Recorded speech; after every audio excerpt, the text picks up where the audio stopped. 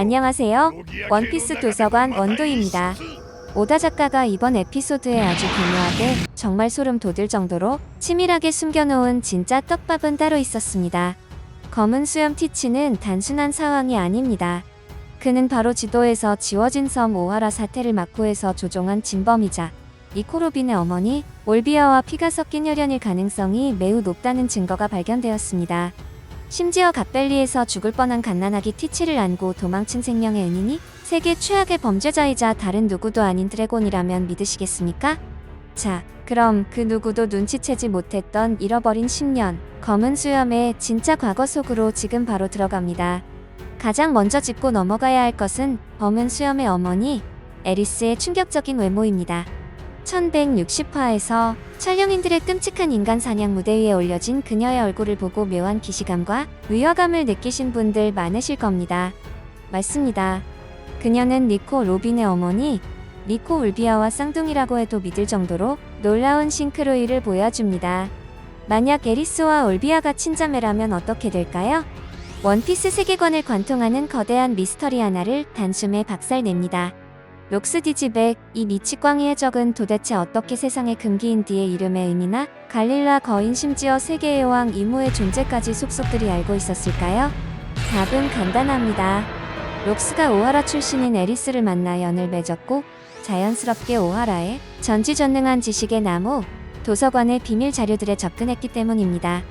일찍이 오다 작가는 SBS에서 검은 수염이 현실 세계에 있다면 직업이 무엇일까라는 질문에 망설임 없이 고고학자라고 답한 바 있습니다.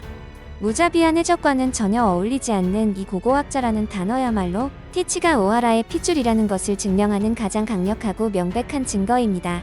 그렇다면 록스 해적단이 갓벨리에서 철저하게 괴멸당하고 어머니 에리스마저 사망할 위기에 처한 지옥 같은 상황에서 갓난아기였던 티치는 도대체 어떻게 살아남아 바다로 나갈 수 있었을까요? 여기서부터 진정한 소름이 돋기 시작합니다. 그날 갓벨리에 있었던 수많은 인물 중 상부의 명령을 어기고서라도 약자를 구하려 했던 단 한 명의 해군이 있었습니다. 바로 드래곤입니다. 당시 드래곤은 어린 샹크스를 구하기 위해 고군분투하고 있었습니다. 하지만 강력한 적의 공격에 부상을 입고 샹크스를 보물상자에 숨겨야만 했죠. 그때 피를 흘리며 죽어가던 에리스가 드래곤의 바지가랑이를 붙잡고 자신의 아이를 제발 살려달라고, 언니가 있는 자신의 고향 오하라로 데려가 달라고 처절한 유언을 남겼다면 어떨까요? 훗날 해군 대장 아오키지 쿠잔이 오하라의 화염 속에서 어린 로빈의 생명을 구했던 것처럼 갓벨리에서는 젊은 해군 드래곤이 세계 정부가 말살하려던 어린 티치를 구했다는 완벽하고도 지독한 평행 이론이 완성됩니다.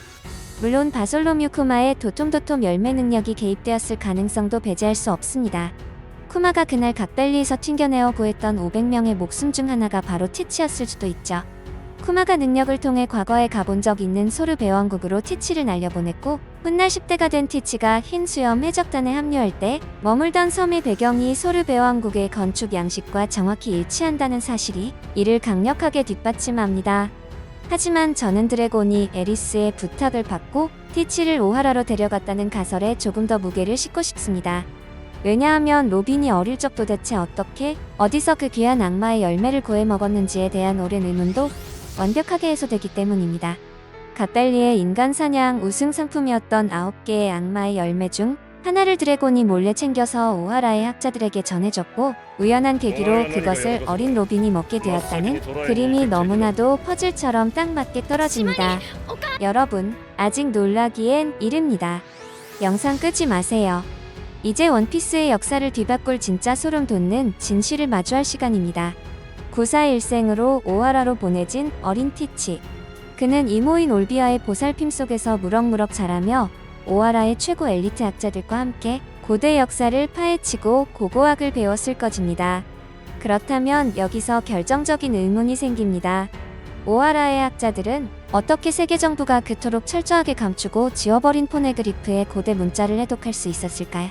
수백 년간 전 세계에 그 누구도 풀지 못한 그 암호를 말입니다.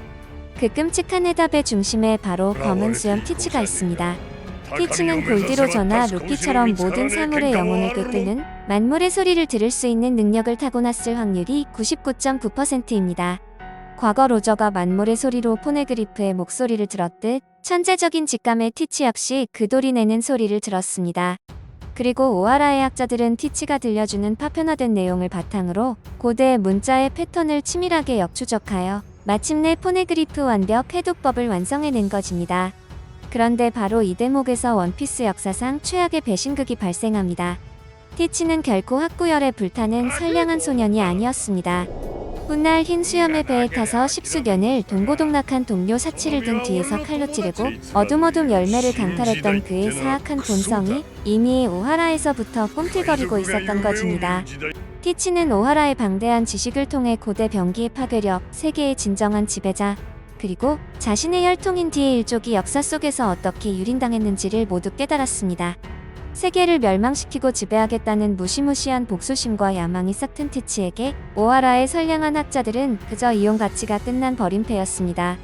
나아가 훗날 자신이 포네그리프를 읽고 랍텔로 향해 세계의 왕이 되려 할 때 진실을 아는 그들은 방해가 될 거추장스러운 경쟁자들에 불과했습니다. 그렇습니다.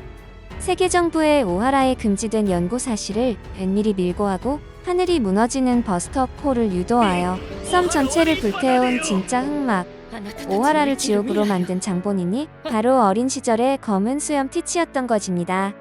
오직 자신만이 포네그리프를 해독하는 세상의 유일한 지배자가 되기 위해서 말이죠. 단지 그 지옥불 속에서 사촌동생 로빈이 극적으로 살아남고 훗날 코즈키 일족이라는 변수가 세상에 등장했다는 것만 빼면 그의 완벽 범죄는 성공한 것이나 다름없었습니다.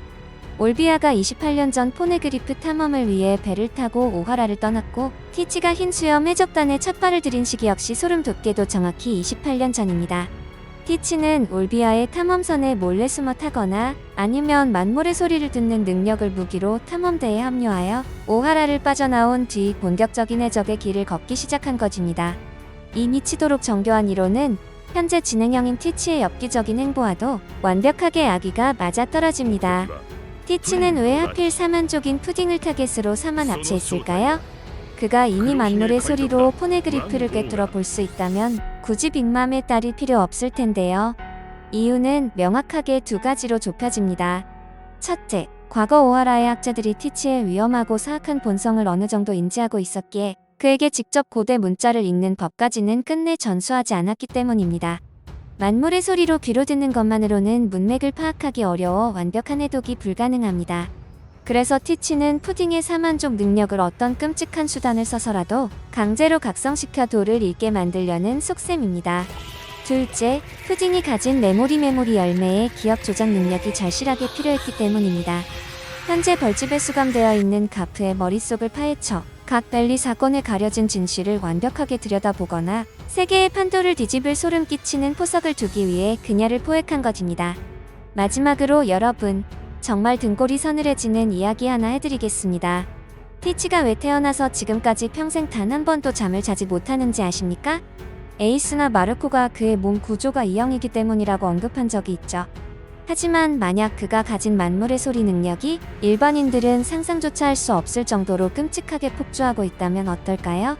세상의 온갖 더러운 비밀, 죽은 자들의 원혼이 내지르는 비명, 전 세계에 흩어진 포네그리프의 울부짖음이 24시간 내내 그의 귓가를 찢어질 듯이 때리고 있다면요? 티치는 잠이 없는 괴물이 아니라 쏟아지는 세상의 끔찍한 비명 소리 때문에 단 1분도 편히 잘 수가 없는 끔찍한 저주에 걸린 가여운 존재일지도 모릅니다. 검은 수염 티치가 갓 벨리에서 기적처럼 살아남아 오하라의 멸망을 배후에서 조작하고 마침내 세상을 뒤엎을 계획을 세우기까지의 이 소름 돋는 연결고리. 수십 년간 파편처럼 흩어져 있던 퍼즐 조각들이 오하라와 갓 벨리라는 원피스 세계관의 거대한 두 사건을 중심으로 완벽하게 하나로 맞춰지는 것을 느끼셨을 겁니다. 오다 작가가 꽁꽁 숨겨두었던 티치의 진짜 과거가 오늘 우리가 함께 추론한 이 거대한 시나리오와 어떻게 맞물려 폭발하게 될지 벌써부터 온몸에 전율이 일어납니다. 원피스 최종장은 이제 단순한 해적들의 싸움이 아닙니다. 이것은 수백 년의 역사를 걸고 벌이는 지배자와 복수자의 처절한 데스매치입니다.